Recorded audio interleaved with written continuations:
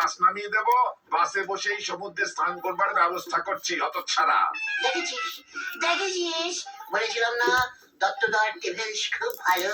আচ্ছা দত্তদা, কেউ যদি তুমি এখানে বসে, তোমাকে এইটা দিয়েছি, এই নাও, থাকতে চায়, মানে বাসে করে যাব, সমুদ্রে চান করবো, তারপরে ফিরতে তুমি এখানে বসো না। তাহলে টাকাটা একটু কমবে না?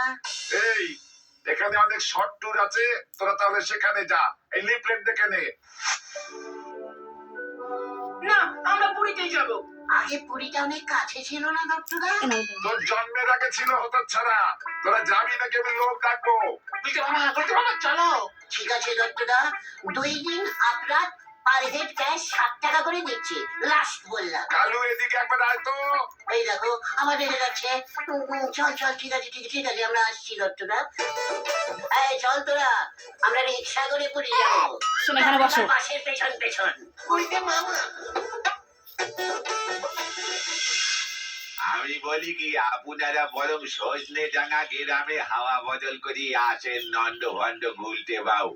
ট্রেনে 1 টাকা 12 আনার টিকিট লাগবে, খুব শর্ট বাজেটে হয়ে যাবে। আমাকে টাকা দেখাবি না বলে দিল।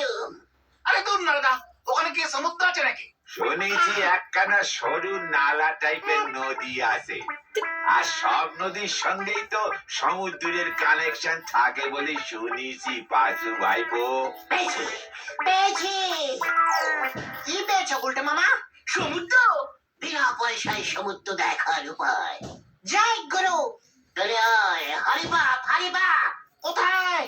হেড স্যার নটু বাবুর কাছে। কামান কামান। আবার কি এলো মাথায় কে জানে? গুলটে বাবু সমুদ্র দেখবার জন্য হেড স্যারের কাছে কেন ছুটলেন? এবার তো দেখতেছি মাছ ধরতে নিজের চৌকির তলায় ঢুকবে। হরি বল। হোয়াট? কি বললি? আগে স্যার এক্সেরশন ছাত্রদের এক্সেরশনে নিয়ে যাবেন।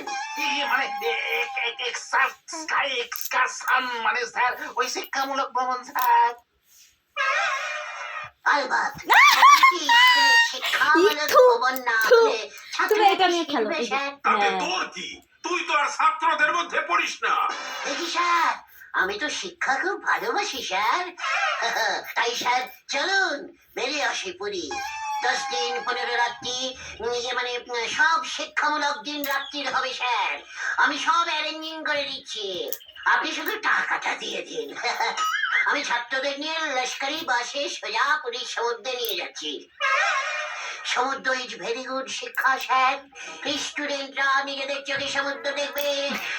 চুল কোথায়? স্যার এতে স্যার 1-2 ভালো নামটা মুখস্থ হতে পারে। তারপর স্যার সমুদ্রের পাড়ে থাকে বালি, বালি নিয়ে বালির পুতুল বানাতে শিখবে স্যার, হাতের কাজ। তারপর আপনি সমুদ্রের পাড়ে চেয়ারে বসে ওই ফাঁকে হাওয়াটা বদলে নিতে পারবেন স্যার। সমুদ্রের হাওয়ায় কোনো গ্যাস নেই স্যার। তাই বুঝি স্কুল ফান্ডের টাকায় কেমন লাগছে না? মতলব। হ্যালো হ্যালো, বলা হরি।